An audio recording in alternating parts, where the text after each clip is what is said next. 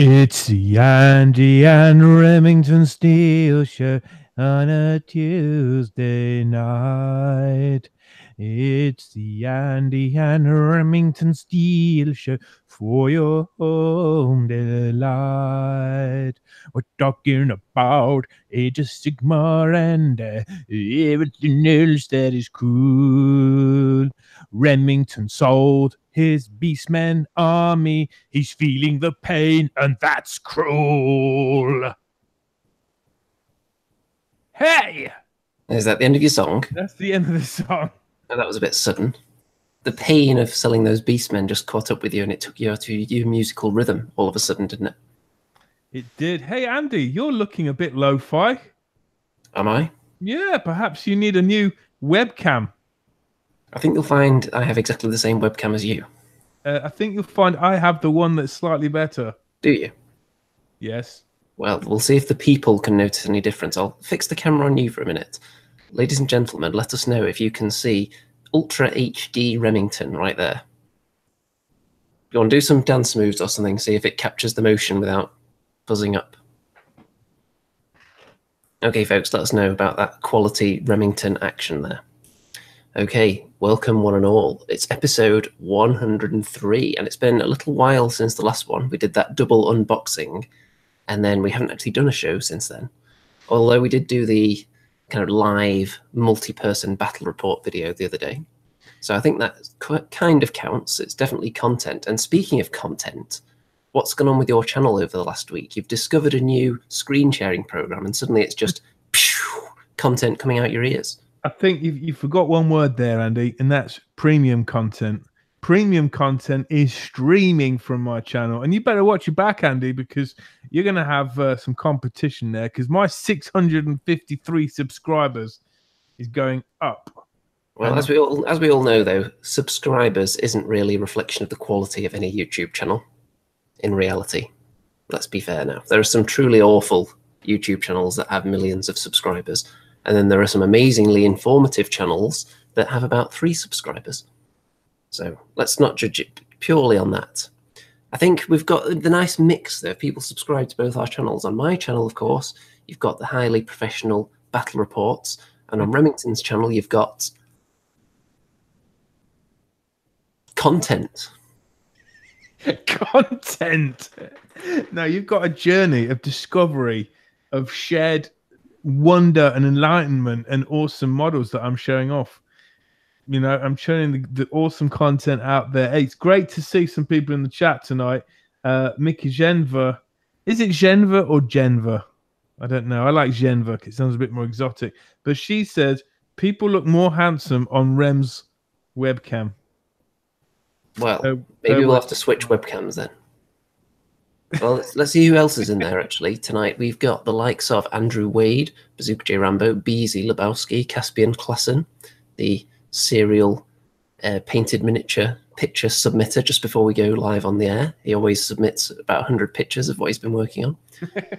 G3XE, Graham Rigg, Mr. Beholder, Raphael Marge, some chump named Remington Steele, and Mr. Stu Gibson, who we need to get on the show again at some point so we can fully discuss his first experience at Warhammer World. So, Mr. Remington, I think it's safe to say that the content on your channel has definitely been a stream of output. Some would say quality output, some, but what is the future? Is this just going to be an initial burst of excitement and then it's going to die down again like it did for the last 4 years?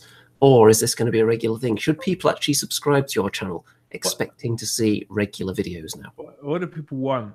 You know, that's the thing. I'm like the Paul Gascoigne of the Warhammer world. There's flashes of brilliance, and then there's long injuries. So after your career's over, you're going to be turning up with a bag of KFC to try and talk down serial killers off rooftops. Yeah, and giant plastic tits. Okay, those two things combined, I think. No, you'll get whatever comes out. The mind of Remington, I guess. So I think the next stop would be pictures of my Beastmen that I sold, because I think it'd be nice for people to see really beautifully painted Beastmen armies that were a bit different to the sort of standard GW style one. So yeah, but you know, I've got many projects on the go, so can't wait to share them with the fans. We're going to dive into everything we've been working on in a minute. But Mark Harvey says, God, I miss this show. Yeah, I think we should do these shows a bit more regularly now, especially since we've actually started playing the game again, which I feel is quite important if you're going to be covering a game system. Occasionally dabbling in the playing side of it is helpful. Definitely, I think the interwebs has missed our kind of chat. You know, just a bit casual, fun orientated, Mickey taking. You know, I think there's been a plethora recently, especially with the match play points and the General's Handbook and whatnot. It's just become really too kind of like what's the word? Like mega list focus. You know. And I understand that, but it goes over my head a bit, man. We need to inject some fun back into Age of Sigmar, don't we? Yeah, definitely. So, but you know, having said that, having that game with you and Stu the other day, it was like it really just sharpened the sword, you know, and it's ready to be flashed once again. Well, you have been warned about that at Warhammer World in the past. Okay, before we dive into the new juicy stuff that we're going to talk about, let's see what we've been working on first. So before we look at the world of Remington, which will then lead into the Beastmen army that you sold, I've been working on, this isn't Age of Sigmar related, but I'm going to show you anyway, more undead halflings. Bum, bum, bum. Look at those bad boys. These are from the same creator as last time. I'm sure you've seen him on YouTube, Mr. Majestic Feet, who brings out these halflings, mainly because he wants them in his own army, and he puts them up on Kickstarter to get that funded. Yeah, and I'll have you know, I actually purchased spearmen from him. So he didn't just send them all to me for nothing. I actually made a significant purchase of all these little undead halfling spearmen, which the camera will focus on. There we go, look at that. Ooh. Are you jealous, Mr. Remington? I'm not, because it's out of focus at the minute. No, it's not. Okay. Yeah, now, who's the sculpture for these? Was it Kevin Adams? It was Bob Ollie. Bob Ollie, that's it. Wow. The legendary sculptor himself. I wonder how he got Bob Ollie to do these. He's like a legend of modelling.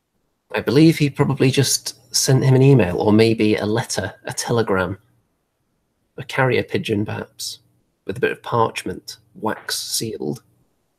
Well, he obviously has a silver tongue, just like yourself, Andy, because he gets what he wants. And also, folks, the halberdiers of this range are currently on Kickstarter right now. So that would be these guys. So if you type in halfling skeletons on Kickstarter, you'll find them immediately. Otherwise, I will put in a link in the video description after the show.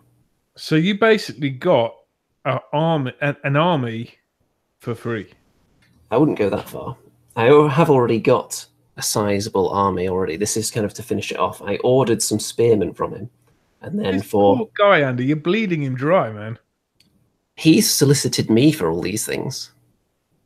I placed a substantial order, and then because he's got a Kickstarter coming out and he knows that the untold promotional glory of anything being featured on this channel, he threw in some of the upcoming Kickstarter stuff as well. Just one question, Andy. Which one of us already has a halfling army that's amazing?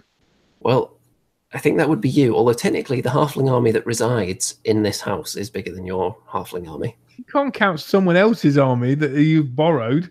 I haven't borrowed it. He just leaves it here permanently. Anyway, we're going to have a halfling off. Half off. We'll have to get some juicy halfling action in there at some point. That'd be good. Maybe one of us could be, you know, use Empire rules, and the other one could use like undead rules, I guess. And it does tie in nicely to the kind of the main topic. But before we go on to the actual new stuff, an army that maybe isn't ever going to be featured in the Warhammer world again, of course, is the Halflings. And an army that we thought was in that same boat was the Beastmen. And that led you to make it a possibly rash decision a few months ago when you decided to sell your entire army that you'd painstakingly potpourried over many years. So why don't you weave that tale of disappointment for us? Well, I did I did record last week about 50 minutes worth of a rant about how disappointed I was about my selling of my Beastman army, but also about how to create an awesome Beastman army from my experiences, what units you should take. But one of the reasons I sold them was that the other folk that I knew that collected Beastmen had kind of um, left the game and gone onto other systems, maybe temporarily. I don't know, but and it kind of I looked at this army and thought I've got to rebase this, and I had 9 other armies, and I'd had a lot of fun playing my Beastmen already, and there was been no updates for 8 years. It was kind of very lackluster, and what GW had done, they'd broken off this large pool of choices that you get with the Beastman army and made them into smaller sub factions. For example, Minotaurs didn't count as normal Beastmen. So it became a very bland set of choices. And of course, you know, if you're playing fun games, whatever, you could just put whatever down. But I just thought it was an army that wasn't really going anywhere. And then I'm sure we were all surprised a couple of weeks ago when GW announced, when everyone thought they'd be doing Moonclan Grots, they just announced, right, got some new Beastmen models, although not new units, got new models, and we're going to have a new book, and there's going to be awesome new rules, and we're going to bring all the sub factions together into the herd of chaos once more. So, you know, what can you do? I mean, I know they follow my channel. I've been in talks with them on and off here and there, and maybe they did it to spite me. I don't know, but yeah, I'm happy for people. I hope people start collecting this army because it's fun and it's relatively easy to paint. If you like painting flesh, You like painting a lot of brown. Yeah, a lot of flesh and fur. It can be a lot of fun, and some of them, the weakest models, have the best sculpts, if you like. Like the Ungors are great sculpts. So yeah, I give advice on my video. So check that out if you want to hear my elongated opinion about the Beastmen. But yeah, kind of gutted I sold them because I kind of knew that army as well better than my other armies, which isn't saying a lot to start with. But you know, there you go. I mean, what they've also done, GW, is bring out a start collecting box for Beastmen, which is another smack round the face. I do remember actually, as far as tactics on your channel, the Beastmen were possibly the only army where you felt any kind of confidence in discussing strategy. I remember you did that 5-part series with Mr. Reef with all the different sections of the Beastman army book. I did a special, I did that. I did a special show with MC1 Gamer as well, all about the Beastmen. Yeah, it just kind of, Beastmen, right, was an army I could completely blag, right? Because can anyone out there tell me if Beastmen have ever won a competition in Age of Sigmar? Never. Have Beastmen ever actually won a battle in the lore, in the fluff of Age of Sigmar? Never. So, did they ever win a battle in the fluff of Warhammer Fantasy? No. In general? No, I don't think they ever did. I think, they might have had a few notable kills here and there, but generally speaking, they're an army that always get trampled underfoot. Which is weird considering they're the ones with all the hooves. Yeah, and it's sort of like nature kind of always wins in the end, I guess, but not in their case. And so it was an army that I could talk about, not knowing really that much, but knowing a lot more than everyone else, if you know what I mean, because no one else really cared about them. So I'm thinking now there's going to be a ton of experts that just suddenly come out the woodwork that weren't there to start with, but they'll claim they've got the best lists and whatnot. You're the OG. You're the original Gore. Now, did you want to show Andy, we had a few games against my Beastmen. I mean, you found it tough, didn't you? I mean, you're fighting against a superior general, but also an army that was very hard to play against, right? Yeah, I think the only times you've actually used your Beastmen against me in Age of Sigmar It was when we were still kind of finding our feet a little bit early on in the game, and we weren't necessarily picking like killer lists or anything.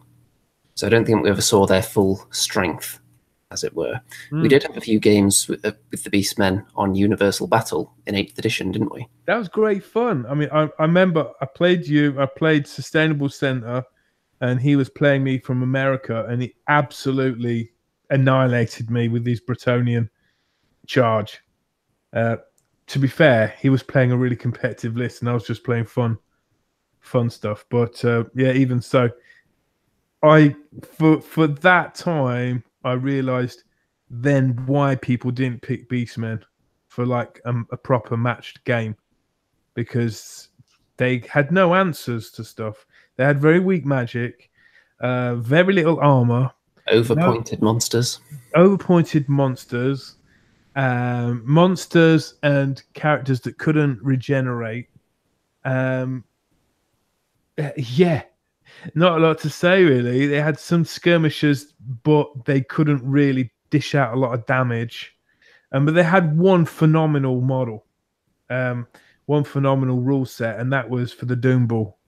I really think the Doom Ball was probably the only character choice or model choice in that army, which was just amazing on the battlefield. Quite, all right armor save. Is like a proper blender. Give it magic items, loads of wounds. It was a game changer, the Doom Ball. And if you built your army around that, you could do all right. But there was a lot of unit choices which were really meh. The chariots were a bit rubbish. Ungors were rubbish. Centigors were pretty rubbish. Chaos Spawn were just randomly rubbish. There was one tactic revolving around the Herdstone, which of course the Herdstone there was no model for. But yeah, there was one specific way to play using a Herdstone that people told me to play with, and so I kind of ignored them because I wanted to find my own way and not use like the net list. And that was kind of it, really. They'd won. They had one. The last book was 2010. The last set of models that come out for them, I think, was the Sigor and Gorgon, and that was possibly 8 years ago. Something there you like go. that. So from that, I think you can understand why I sold my army. Yes, but it couldn't come at a worse time. And you know how GW plan out their releases way in advance. They must have known a long time ago that they were going to do this mini release for the Beastmen, because they must have been working on the book for a while at least. And they've had that Herdstone. Allegedly, they've had it for years just sitting there. So wouldn't it have been nice for them to give people a little bit of a heads up not to sell all their Beastmen, let's say 8 months ago, and that would have saved you then, wouldn't it? Yeah, I would have kept them for sure. I would have rebased them. I would have sold maybe my Dark Elves or something else. But that's how it goes. I mean, they didn't take. To be fair, having painted a lot of armies now and seeing what it takes and how much time investment and concentration it can take.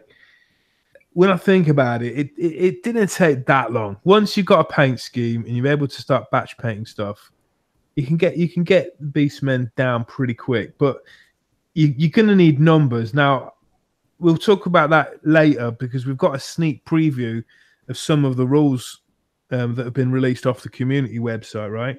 We have coming up. So it seems to be a lot more choices than there was before. I mean, before, you really had to field a lot of battle line models.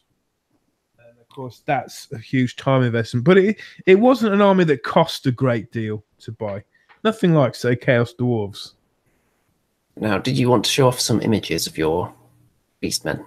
Oh, funny you should ask that, Andy, because if you give me like 10 seconds... You've gone all high-tech now. You've actually got things lined up. And I'm reliably informed you don't have all the pictures on your computer in the same folder anymore. The folder is empty. Oh, well, that was one way to... Have you been looking at my computer, Andy, and changing files? Yeah, when I told you, Rem, look, Mr. Remington, you cannot have all the pictures on your computer in a single folder. Do something about it. I didn't expect you to just immediately delete all of them as a solution. No, I have got, yeah. But the thing is, if I show you these pictures, it kind of means I can't then do my own video about them. You think you want to save that then? We should just look at the new stuff now. I want to save that. No, come on. I'll talk you through them. And I'll make a video as well because we Okay, haven't you got... can just briefly run through them now and then you can go into all the gore details on your own channel. Okay, right. So what I press? Screen share, right? Yeah, this is going to be dangerous, folks. I'm going to lock the camera on me in case he accidentally pops up with some terrible website. Okay. Keep an eye. Oh, keep it. Yeah, can you see that? Yeah, there we go. Okay, I'm putting the camera on Remington. Okay, do it. There we go. So this is me trying to fit most of the Beastmen I had into my glass cabinet. So they look pretty much like a rabble there. So we're going to get some close-ups. These are my Ungors, no filter. Love those guys. They're probably my favorite one. Oh, look who's popped up there. Is that your favorite Ungor? That is. That's Andy the Ungor. He was named after you. These are my gore. I love these, especially the bases, man. Very hypnotic banner. Yeah, I like that banner. It was like, and it kind of didn't matter that it's obviously looking at it close up. It's a bit, it's not expertly painted. But then I thought, well, you're not going to get any Beastmen Da Vinci's, are you? They're literally painting with tooth and claw. So if it needed to look a bit kind of scary and vortexy, I dread to think what they use as paint. Yeah. So yeah, they're my gores. Oh, that's Andy as well. Can't believe I saw him. Right, this is my Doom Ball. That's a Cyborg Miniatures one, and you can see just how awesome he was. Which country did you sell your Beastmen army to? This guy in Brighton, but he played Ninth Age. And he didn't really seem to have any issue with paying what I'd asked for them. So they are still on our shores then. So you may run into them again at some point in the future. Yeah, he emailed me saying how much better they looked in real life and how pleased he was and stuff. So that's my Jabba Slice. Oh, that's not the right figure there. That's something else. We'll go back here. Flash photography. Okay, some better photos there. So there's my outdoors in the natural element. Yeah, these are my Ungors. Couldn't get enough of these guys. These are really, really funny. I just wish there was some ways of making it so they could have better, to hit and to wound rolls with shooting. There wasn't. I don't think, if my memory serves me right, there was anything like that. This is an old school Citadel Minotaur. That is old school. Look at those ridiculous arms. Yeah, they'd made quite a few, but this one was, I think this is my favorite one. And who needs a neck, honestly? Yeah, I mean, when you put him against the real Minotaurs I was using, he was like a little dwarf. He was like a little baby. So in the end, you're not a real man unless your chin is actually lower than your pectoral muscles. No, so he became like a unit filler for me, really, that one.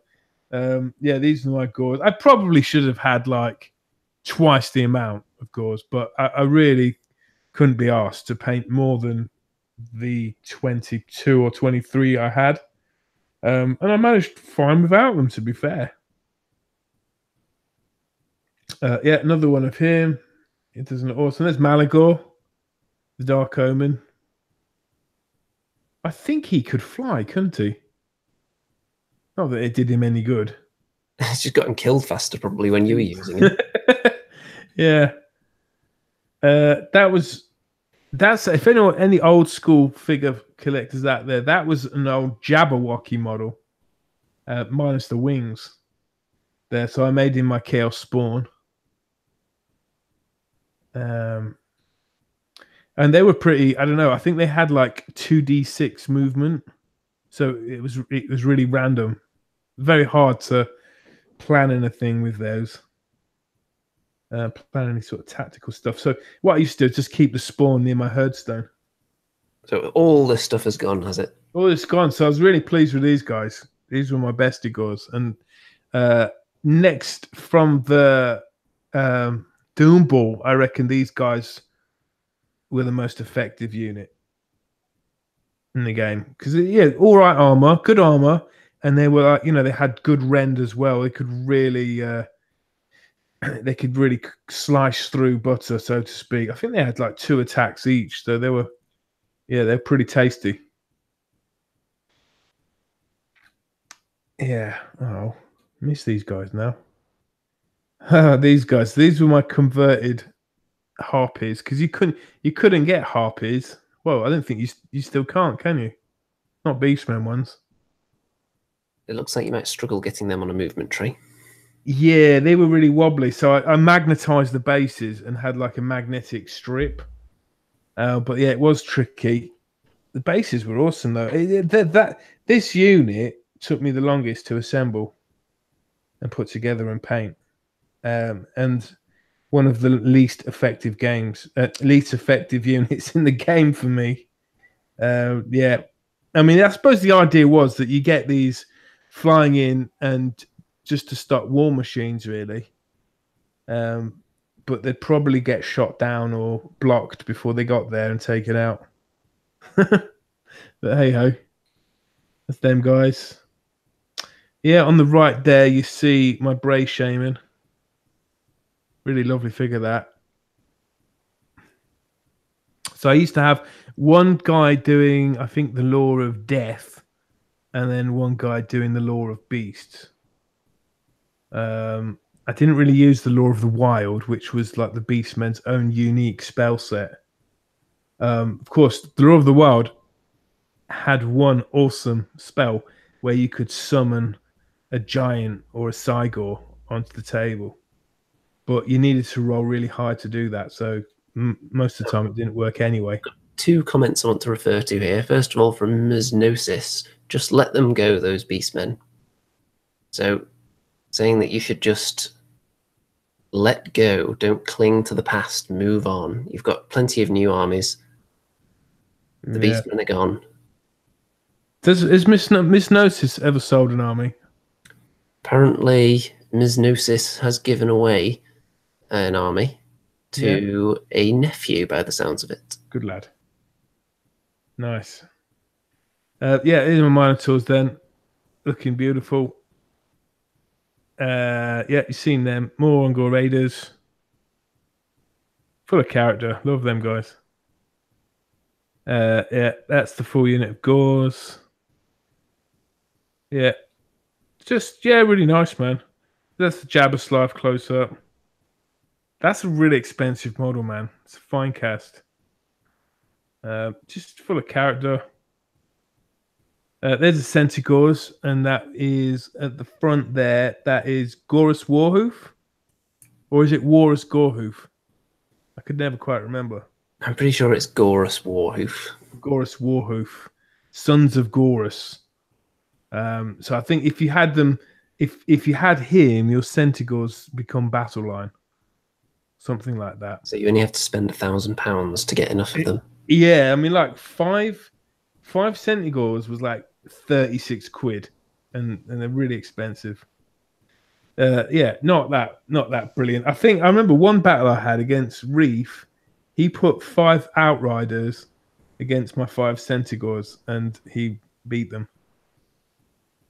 And I know they were a lot cheaper than the Centaurs were.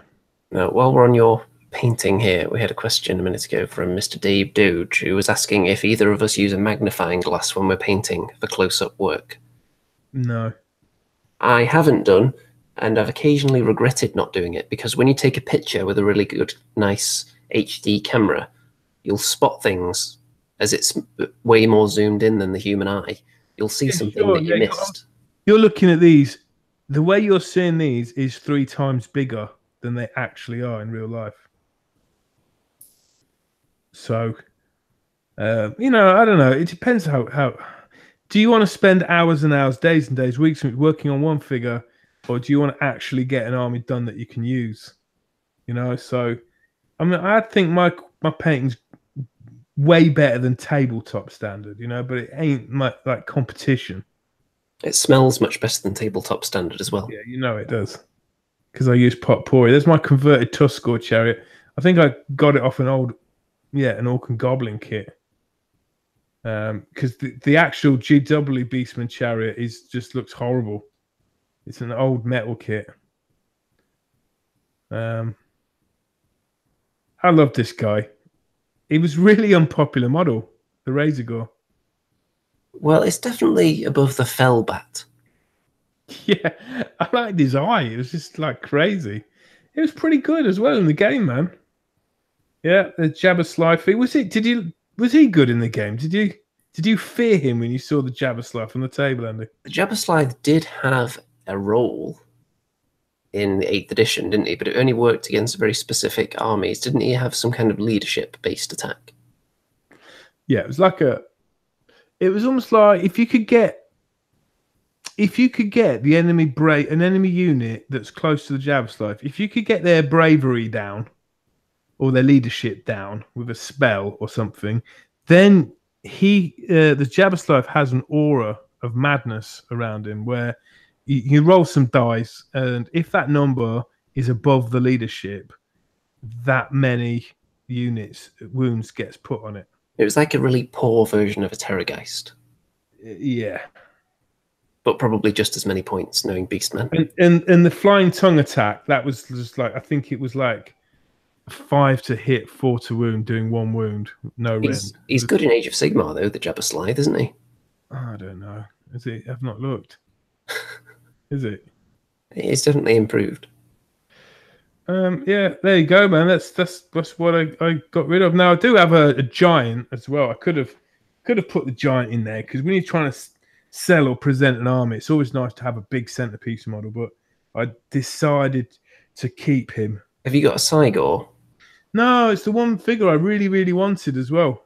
Right, I'm going to get the camera off you for a second while you're navigating out of your screen share so we don't see anything we shouldn't, like your Facebook homepage. Which you obviously would have seen. I think, there we go. Right. Okay, we can see you now. Oh, thanks for indulging me. Got out of my system now. So, let's dive into this and then we'll come back to possibly your future with Beastmen in a minute. But first of all, we've got something to look at right here. In the made to order category this week, you know how they occasionally bring things back to order for a little while and then they go away again. So this model, you have one of these, don't you? This Dwarf King. Yeah, Thorgrim Grudgebearer, man. Yeah, got him. Yeah, I remember you were talking about him the other day. Yeah, I had him painted up. He's looking great. So anyone who's ever wanted him or an Anvil of Doom, now would be the time to snap up one. Did you have an Anvil of Doom? I do have an Anvil of Doom. I think I've got rid of Craggy, though, and the Furnace. Why? I just didn't like that part of it. Okay. Is it worth having the Anvil of Doom now? No, I haven't looked at it lately. I haven't really paid too much attention to the old Dispossessed. Yeah, I think you used to be able to strike the runes and it makes the enemy army move slower or something like that. Someone was saying earlier that they would like to see me getting my old dwarves out in AOS again. So maybe I'll have to do that at some point because I'm hoping to get more games in. So yeah. We'll see about that. Some lizard men. Have you ever had a lizard man army? No, I've thought about it. I think they got some wicked figures. Very vibrant and colourful options as well. Yeah. Yeah, I mean, to be fair, my first love of models was probably dinosaurs when I was a kid. I used to know every dinosaur name. So, yeah, and I was thinking about these ones, the Ludwig Schwarzheim. The two Empire. It could be generals, I suppose. This one's Kurt Helborg, isn't it? Kurt Helborg, yeah. What, the one with the flag? The one with the sword, I think. Yeah, I like both of them. Kurt Helborg looks like one of those Polish winged lancers, doesn't he? And he's definitely got an impressive bit of mustache going on there. Yeah, in fact, Kurt Helborg in the end times, he basically has a suicide mission, doesn't he? In the end, against Beastmen. It's a really good story, actually. But the guy with the banner, awesome. Yeah, I don't know. I'm thinking of getting one of those. There's What one about more, wasn't there? Bretonians? Was it Marius Lightdorf? He was like the Mad Count, wasn't he? I don't recall. Yeah. Are you a Bretonian fan? I've got some. I've got some Bretonians. Yeah. See, I don't know. Do you remember how to pronounce this guy's name? Luan Liqueur. Let's go with that. Have you ever owned one of these? He used to be on a different beast, didn't he? Back in the day. Okay. When he first appeared, he was on some kind of, was it a hippogriff? And this may be the same kind of creature, but I only remember the old one. I don't remember this one. People don't like that model, you know. Yeah, I think he's cool. And what about this highly impractical way of riding on a horse? You're just asking to fall off, really, aren't you? Where we're at there. Oh, you're ahead of me. Oh, the Fae Enchantress. Yeah, she's definitely going to slip off there. But it's sort of, I guess it's unladylike to straddle the unicorn, isn't it? Well, I suppose. I'm not sure about that way of holding a sword either. That looks a bit perilous. Yeah, she's gonna cut her hands doing that. It's a nice figure, actually. If you look closely, it's it's really nice. Got lovely hair. The actual unicorn portion of it, do you think it's greater than your? No. Cecil? No, Cecil is a better unicorn. I mean, that unicorn, it looks like it's been starved. Yeah, I was going to say the face, it looks a bit thin, doesn't it, on this one? Yeah, the neck is definitely a bit too thin there. Yeah, so maybe I would change the mount. I'd get her mounted on a better steed. So yeah, he had to get one of those, Andy. Which one would it be? You got 1 week to decide.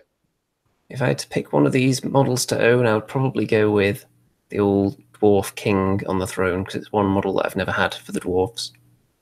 It gives. I read the Warhammer Legends rules for him, because there's a free PDF download, and they're pretty awesome.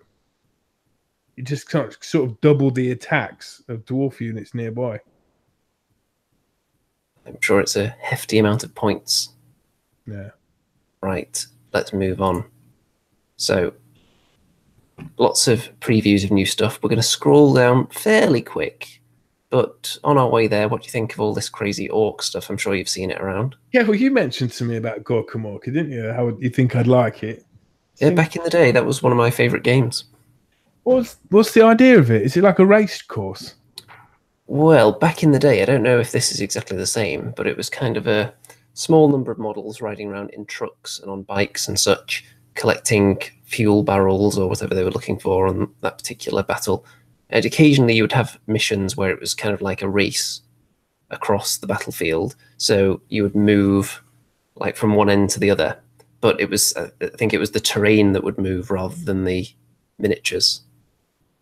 Right. If you get what I mean. So it's like you're in a high-speed chase kind of thing. Are you like shooting at each other as well? Yeah, so I don't know how similar this new game is, but it all looks very cool, obviously.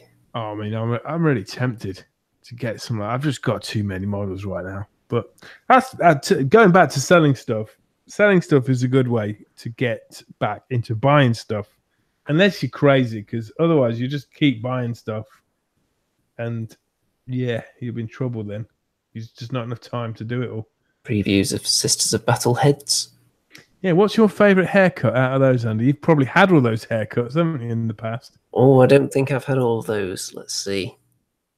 I think... I think this top left one here. Oh, you're going for the bob. I think this one. I think the bottom right looks a bit too even and kind of almost demonic. Yeah. Yeah, it's a bit of a shame there's no like bowl cut, you know, classic medieval, stick a bowl on your head and cut round it. Well, maybe there's one under the helmet.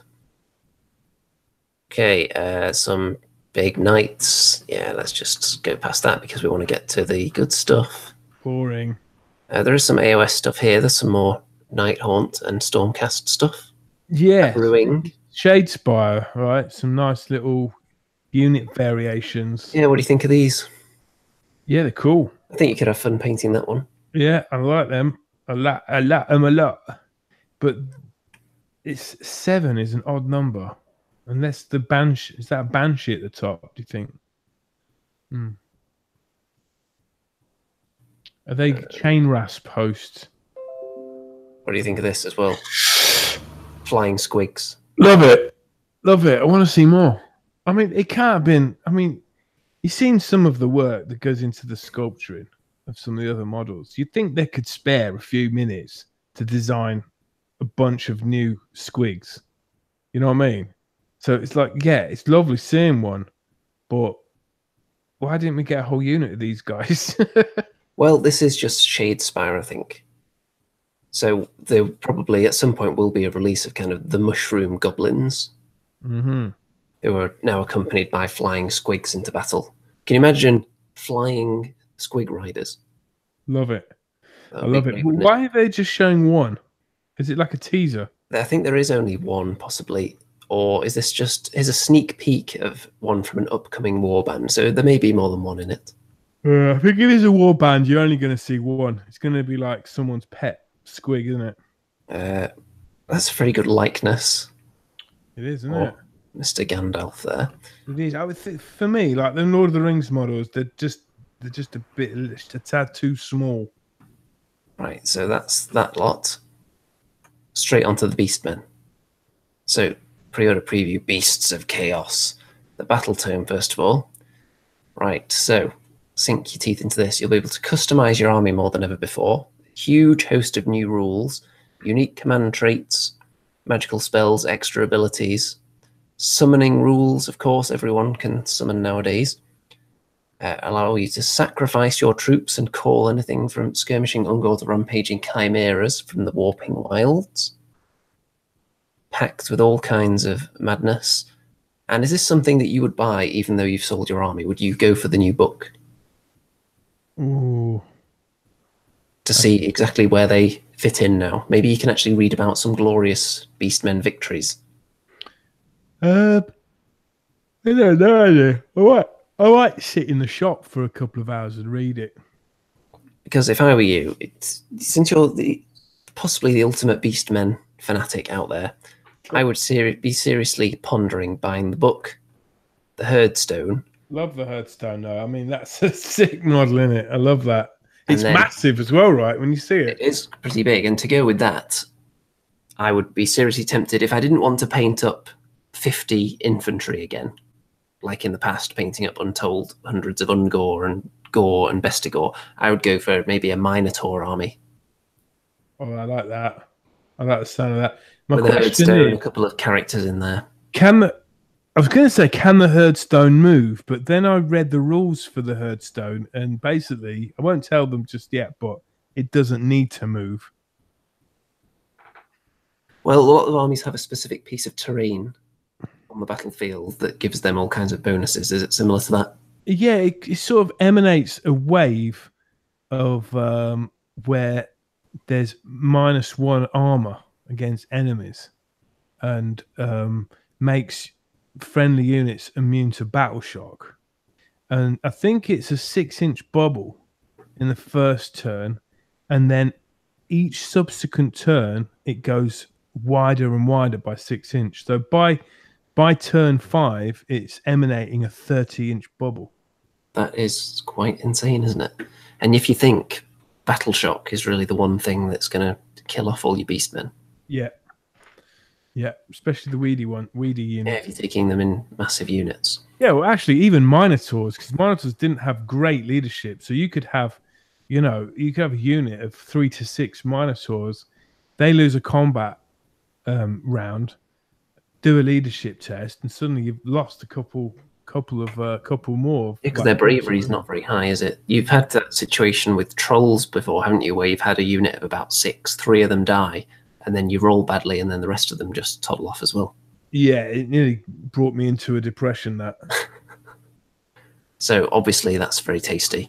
I mean, could you convert that guy? You could put, arms on him, couldn't he? It could be you put, arms on the side. It could be like a...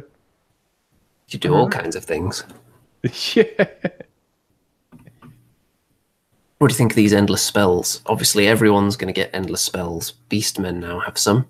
Yeah, I mean, They've got these swarms of birds. They've got half a bull that's on fire, and they've got a gigantic horn that looks like it's about ready to impale somebody. so I would say that was like a revamped Flock of Doom spell there, which it may inhibit your ability to hit or shoot, or it may just dish out mortal wounds. But I wouldn't say that's going to be a powerful one. It might be something like D3 mortal wounds if you're lucky. These two will be the big impact spells, won't they? Yeah. Especially this rampaging giant bull. Yeah, and the Brayhorn there, I imagine that's gonna. What will that do? Do you think? Do you think that will improve charging? Yeah, it's probably kind of inspirational rather than impaling, isn't it? Really. Yeah, and the bull, flaming bull. I'm hoping that's just like a rending giant fireball. That'd be pretty cool. Fireball. See what I did there? The Caspian Klassen says the bull should be a monster instead of a spell. Would you feel a bit ripped off if you just got half a bull as a monster? That'd be a good way for them to rush things out, though, wouldn't it? If they were halfway through sculpting, said, right, we need that released next week, but I've only done the front half. Just slap some flames on it. It'll be fine. Yeah. Yeah. I mean, I think this got first leaked, that bull picture, a little bit before the others. People thought it was going to be a Chaos Dwarf release. They did, actually, yeah. There was lots of speculation. I didn't see anyone suggest Beastmen, which is silly, really, because it's a bull. So, considering they're not bringing any new units out, there is a lot to buy, really, isn't there, I suppose? There's a lot to sink your hooves into, definitely. A lot of accessories. There's a comment here from Spirit Worm, and this seems to be referring back to something you said many years ago, asking whether the Cygor can throw the Herdstone. I believe you suggested that as a new rule back in the day. I love it.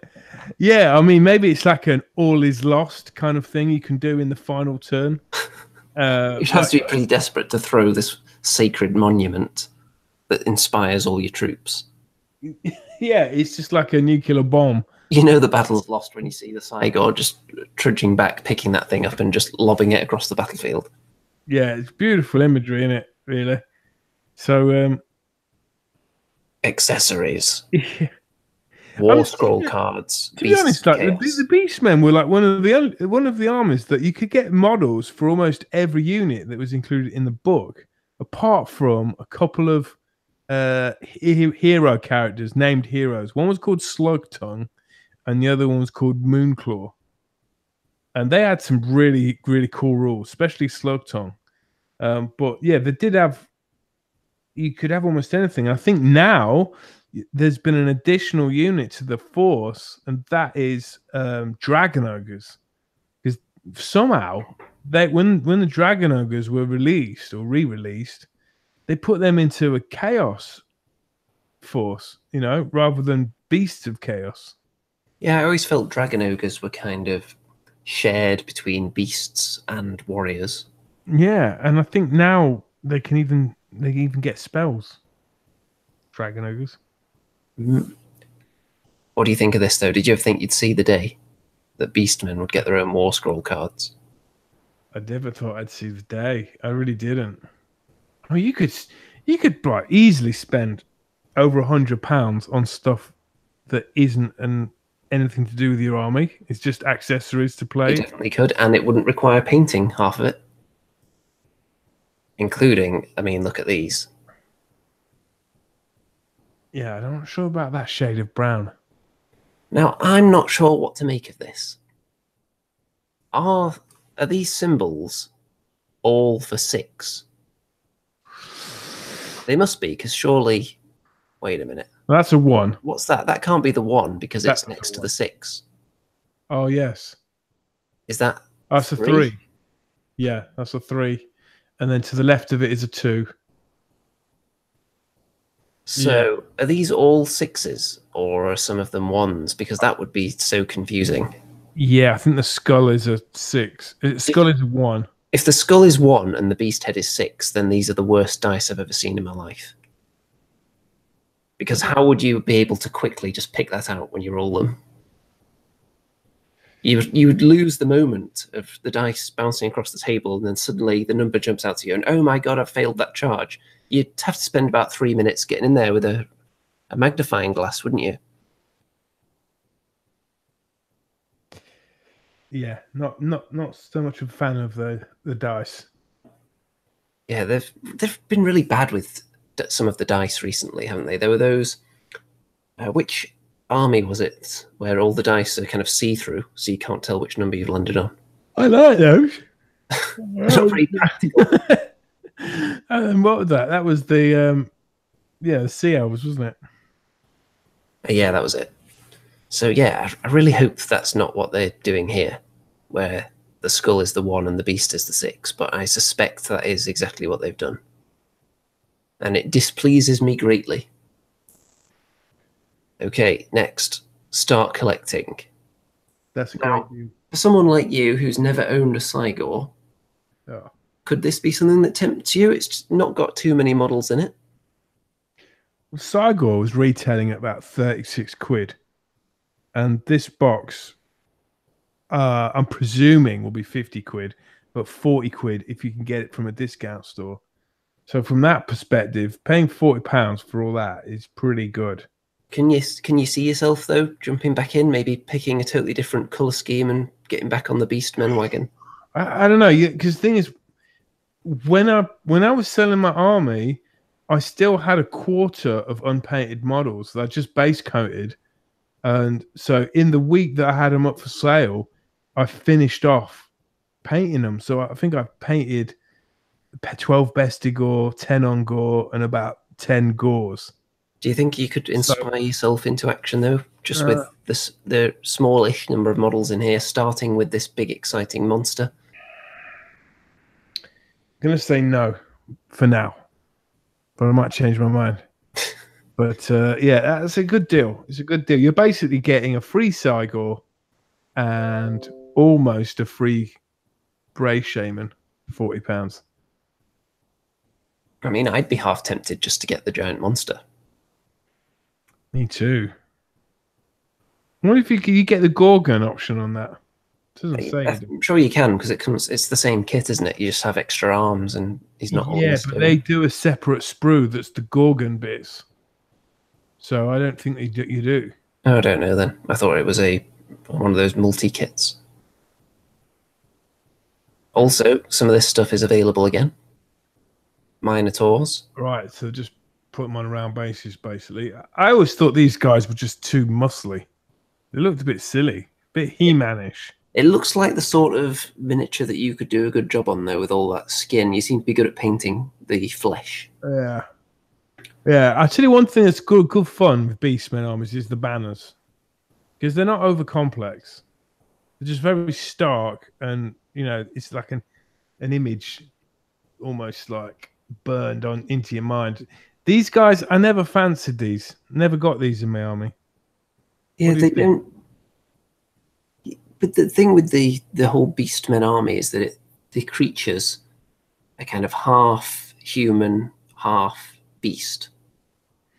But something like this is just 100% pure beast.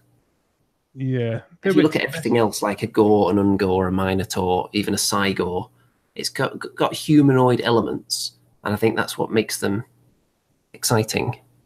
But when it's just a dog with horns, I'm not sure about that. Yeah, agreed. I mean, if they put Ungors on those warhounds, that would be good, actually. Ungor riding on them, yeah. Yeah. And these are the Gore, aren't they? Yeah, really good to paint, actually. Them guys. I always modelled mine with the two hand weapons, but there is, you can go hand weapon and shield, or I think you can go spear and shield. No, you can't go spear and shield. Yeah, hand weapon and shield, or 2 hand weapons. But I always did the extra hand weapon because in the old rules you got an extra attack. I think now it might be something like re-rolling ones to hit, as opposed to having the shield gives you better saving throw. We're instructed to keep an eye out for more Beasts of Chaos. Oh, that's So interesting. I'm sure if It actually says that. yeah, so I'm sure that'll just mean more accessories, more stuff like that. Probably not actual new models. Probably not. You never know, though. Yeah, I mean, one thing I've never seen AOS do is release a specific chariot. Have you? I can't think of one. Because it was the Beastman chariot I really think needed an update, and the Centigores needed kind of new models. Oh, we'll see. Right. We also have this Beast of Chaos preview, the army with loads of allegiance abilities. Now, I set you some very important homework this week. Yes, you did. To deeply probe into all this. And I think that's the herdstone there, isn't it? You can see in the picture just how huge that thing is compared to the models around it. It would have looked so much better with my army gracing it rather than this bland looking army they've chosen to put. But you know, there you go. Some of that artwork there. Yeah, I'm pretty sure that's new artwork. So that would be is that the Sigor with the Gorgon in the background? Yeah, that's right. Actually, to be honest, you know, I mentioned before that Beastmen didn't have the ability to regenerate wounds at all, but that wasn't the case with the Gorgon. There was a way you could sacrifice all your attacks for one sort of attack where you pick someone up and eat them, and you regenerate wounds that way. I remember that being awful. Yeah, but you did send me homework, Andy, and I did read this through, and I did digest some of the rules. I'm sure I read them all. Hope I can remember. Are you now ready to regurgitate any of that onto our audience? Yeah. So first up, usually you get command abilities, right? Allegiance abilities. Well, in this Beastman army, you basically get 4, and you can have all of them.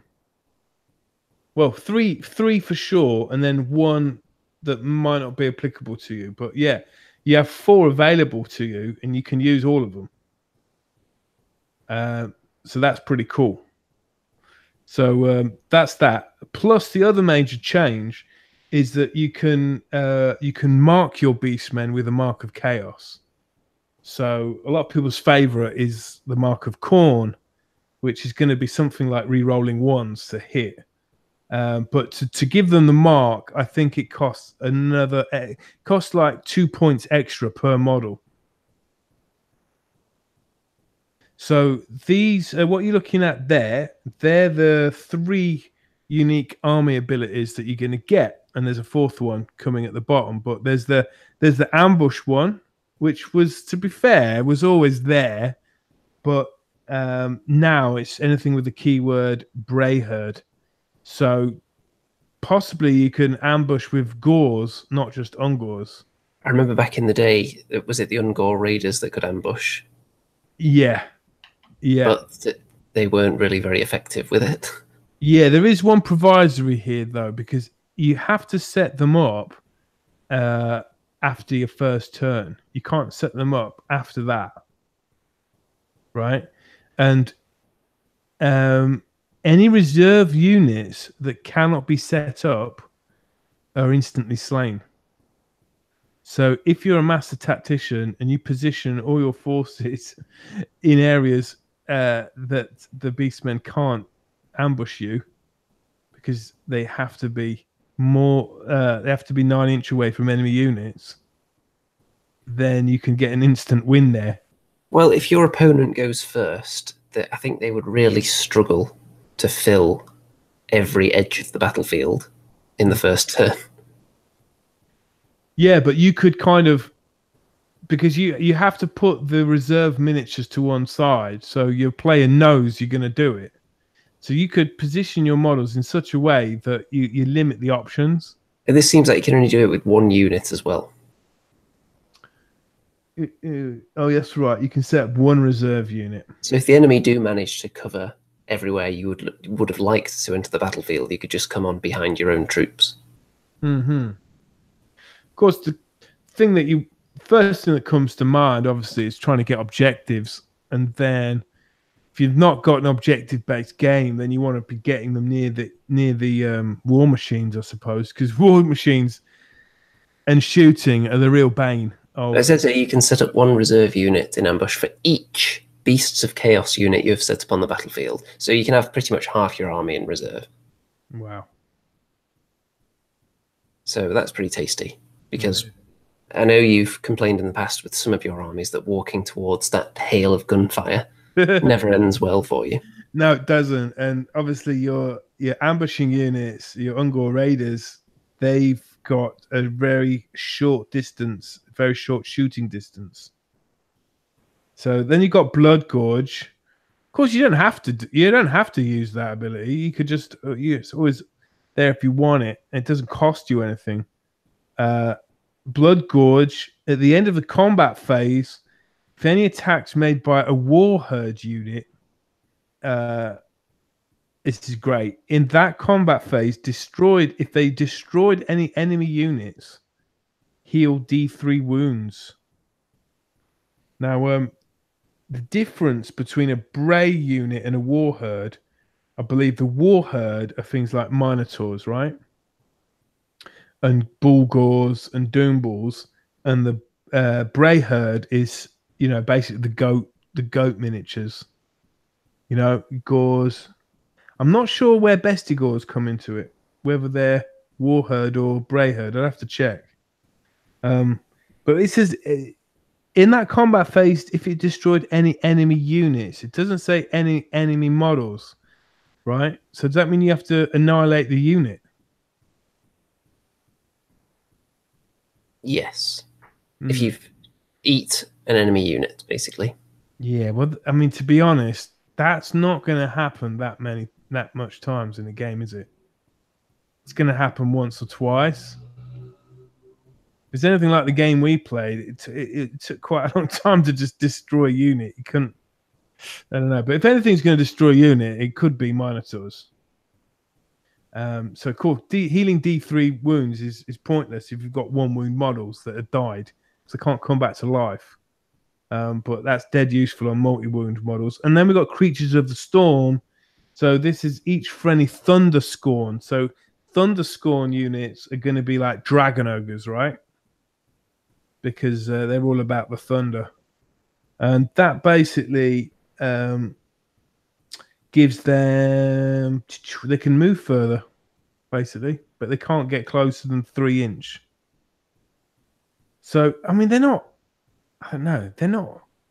Would you see their game-changing allegiance abilities?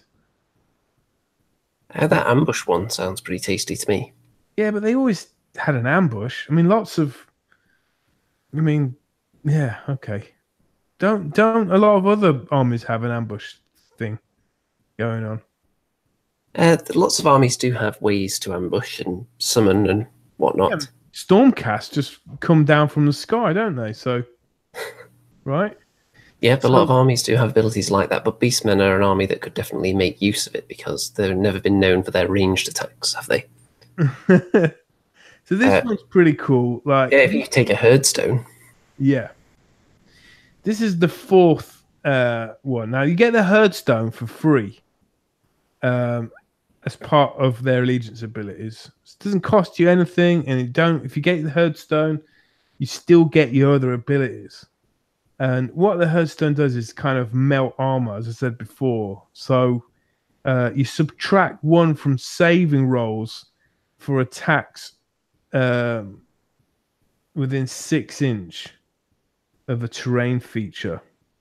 That's if you're going to get this item called the Entropic Lodestone. Yeah, and it's just basically minus save throw. Yeah. This is the bit that you can tell I'm not that read up on well. Because I got a bit lost in the words there.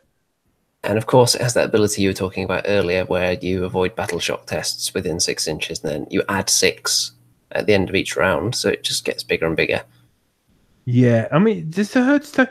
There's no way you can destroy the Herdstone, is there? There's nothing... Does it have wounds or toughness or anything that you've seen?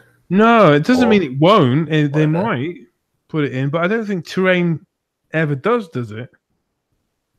Because that could be a nice option if you could destroy it, and then if you do destroy it, there's like all these negative things that happen. If it doesn't have wounds, then you can't really destroy it, can you? So, dark rituals and evil rituals on your own troops in order to summon wild monsters. Like so you could sacrifice Andy the Ungor and possibly get a Gorgon. Now, I'm sure, Andy, that they wrote these rules after they read my novel, Andy the Ungor and the Witch Coven, because almost to the T, the storyline is where you sacrifice yourself for the greater good of the herd. And that's exactly what this rule is. So either I'm a genius and I'm on the game months before Games Workshop, or they're ripping me off. You decide. So with this one, for every Ungor, you basically throw some Ungor on the pile.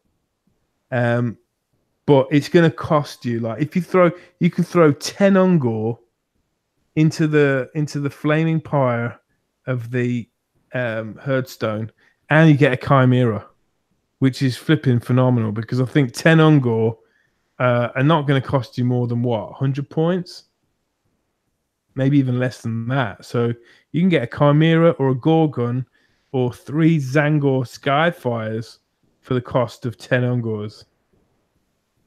It's a great marketing ploy, isn't it, by Games Workshop, because this way they get to sell Ungors and monsters, right? Yeah, so is this is what they use for summoning then, is it? Sacrificing Ungor. Yeah. Nice and simple, really. But I mean, again, I would probably do this in the last few turns, maybe, when you feel like all is lost and you can't really achieve anything with your petty Ungors. But you might be able to bring a giant if you kill 9 of them, and then you can get 10 Zangors for 9, and then at the bottom there it's all faded. Can you see what it says there? Does that say Bulgor? It may well do. For 8. It's a pretty good deal. So yeah, I think that's probably my favorite lore of them all. And then you've got these 3 traits, right? You got the All Herd, the Dark Walkers, and the Gave Spawn. Am I even saying that right? I have no idea. It could be the Gavis Spawn. So Warherd, Thunderscorn, and in a Dark Waters army are considered to have a Brayherd keyword. So if you've got a Dark Walkers army, that means if you've got Minotaurs, right, or you've got Dragon Ogres, they now come under the Brayherd keyword. And that means that you can ambush with them, which is pretty flipping good, because you're not ambushing with a petty unit like Ungors. You're ambushing with, a multi-wound unit like Dragon Ogres. Now, when you look at all this, it seems like that anyone who's been playing Beasts of Chaos since Age of Sigmar was released has just been completely, basically nobbled by a lack of abilities. And suddenly now they've got all this juicy new stuff, and now they're playable all of a sudden. Is that the impression you get? Yeah, it is. Because you get the Herdstone for nothing. So unless all the units have drastically gone up in points, then they've just got unquestionably a huge amount better than they were before. Yeah, you've got to think about stacking stuff, really, haven't you? So if that Herdstone is dishing out a -1 rend, and you've got Bestigors fighting that unit as well. Now you're on -2 rend against that unit. So that's when I think it really makes a difference, in getting through units. So there's one more set of rules there as well. And that is you can create a Chaos Spawn when one of your hero dies, which is really funny, I think. And I think, if I remember rightly, if that Chaos Spawn dies, then it can come back again. I might have been wrong about that. But what you do, if you've chosen Gave Spawn as your trait, if a friendly Gave Spawn hero is slain, roll a dice before removing the model. On a 2-up, Chaos Spawn is added to your army within 6 inches of the hero. If the hero had Korn, Nurgle, Slaanesh, or Tzeentch keyword, the same keyword must be chosen for the Chaos Spawn, which is pretty good because they're all bonuses. If they did not, you cannot use the Curse of the Dark God ability to choose a keyword for that Chaos Spawn. All right. Basically, you've been handed a toolbox that you didn't have before. Yeah. These men have just been running around in the wilderness, and now they've tripped over this big giant box of tricks that they now have at their disposal, and suddenly it sounds like they can actually compete after you've sold your army, obviously. Yeah. Yeah. What does the Mark of Tzeentch give you? I don't know. Is it like +1 to cast and dispel or something? I don't know. Or is it like, do you get protection against magic? Someone say in the chat. I'm sure Nurgle is going to be some kind of defensive bonus. Slaanesh maybe has got some kind of movement bonus. Right, we've stopped the old screen share now. I think we've seen enough of the new Juicy Beastmen content. So, folks, has anyone got anything that they want to add to this whole discussion? Mickey Jenvers says, Skyfires are cool. Bring back Newbie. Don't know where Newbie is gone. Trading 10, Stu says, trading 10 Ungor for 3 Skyfires is the deal of the century. So it sounds like it. Skyfires are one of those units that are considered to be the ultimate killing machines of doom in this game, aren't they? Are they like flying bolt throwers then, basically? Something like that. Right. Multi-wound as well. They're always mentioned when anyone's talking about if they want to build a list to take to a tournament, for example. They always say, well, how would this do against Skyfires is one of the questions that always comes up. Right. So it's obviously something that people see a lot at the top end. Yeah. Yeah, well, I mean, flipping it. All in all, you've got way more units than you used to have to be able to choose from. The addition of Dragon Ogres, you've got Chaos Spawn, you've got monsters, you've got chariots, you've got cavalry, you've got you've got these warhounds, a lot of movement, and beastmen have always been good with movement because if they don't have good movement, they're basically arrow fodder, right? But now you've got Zangors, you've got the Chimera, which I've never used a Chimera, so I can't tell you what that's like. But yeah, it's all good, really. It's all good. I'm really glad they've, taken away all this separation and brought natural armies together where they should be. And perhaps soon people will see that you get the urge. You're lying there asleep one night and you're just having all these dreams of like cattle sound effects. You start mooing during the night. You start sleepwalking out into the fields, munching on a bit of grass in the field there. I can see it happening. And then the next day, just throw money towards GW, order a whole new load of beastmen, and get them back out on the battlefield again. Yeah. Is it going to happen? No. Not this month. Not this month, anyway. But you know what? They'll still be there in a month, 6 months' time, There'll just be other champions of the beasts there instead of me. I can see you caving in and buying the book.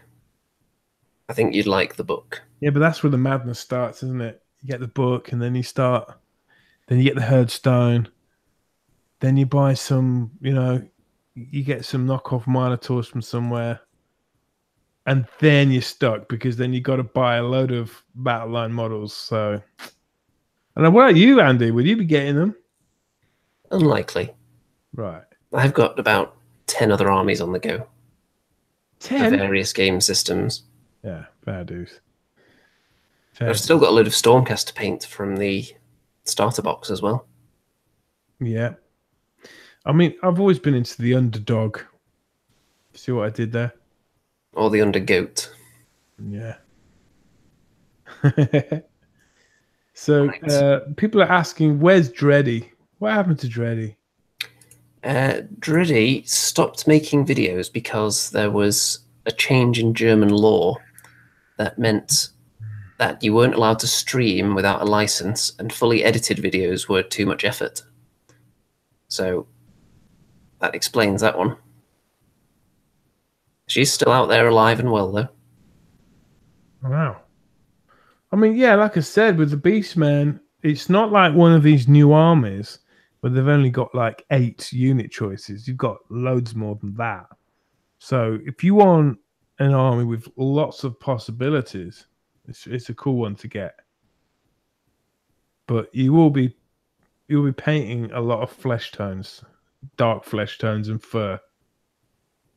Well, if that's what you're into painting, what are you waiting for? Okay, I think it's time to wrap this one up. We've run the beast well dry, I think, for this week. We are going to make these shows a bit more regular, though, especially now that we're back in the playing side of things a bit more as well. So maybe not necessarily every week, but you definitely won't have as long to wait as you have had recently. Yeah. And hopefully, Andy, you're going to put like a tantalizing clickbait title for this video. So we get lots of views. A lot of the old fans will come back and whatnot and realize that there is only one truly great Age of Sigmar original show out there, and it's the Andy and Rem show. It definitely is. And don't forget to check out the Facebook group, where I'm reliably informed that Mickey Genver has just posted some Slanesh Beastmen. Oh. So there's always juicy new content to look at in there. And it used to be the place to go for the brand new Age of Sigmar news, but we should really get into that again. Lately, it's just been updates on the life of Remington and his struggles with technology, which is entertaining in itself, of course. Don't forget to subscribe to Remington Steel, whose channel is also linked in the description. And I can actually feel good saying that now, because there are about 8 new videos on there in the last week.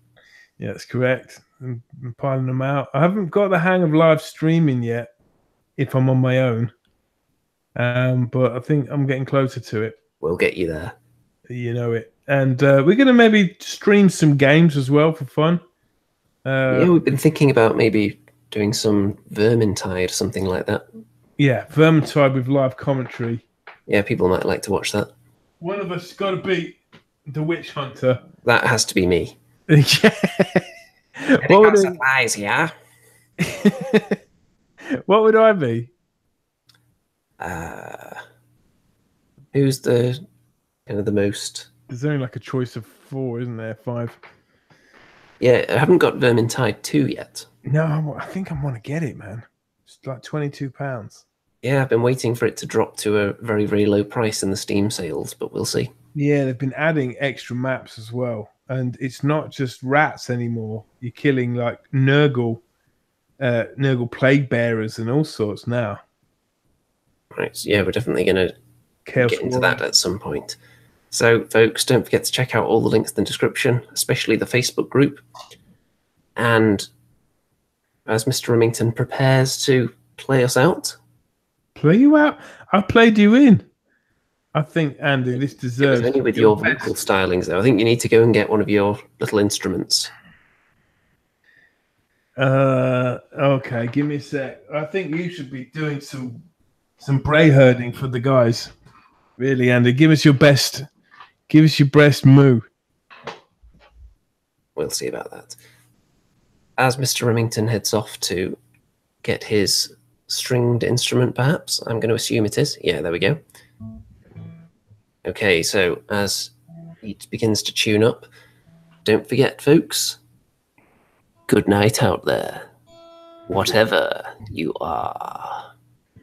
The animals came in 2 by 2, hurrah, hurrah. The animals came in 2, hurrah, hurrah. The animals came in 2 by 2, and he was feeling really blue. The animals came in 2 by 2, hurrah, hurrah. Remington sold his army, now he's through, he's through. Now he's through, what will he do? What will he do but complain to you? The animals came in 2 by 2, hurrah! Moo.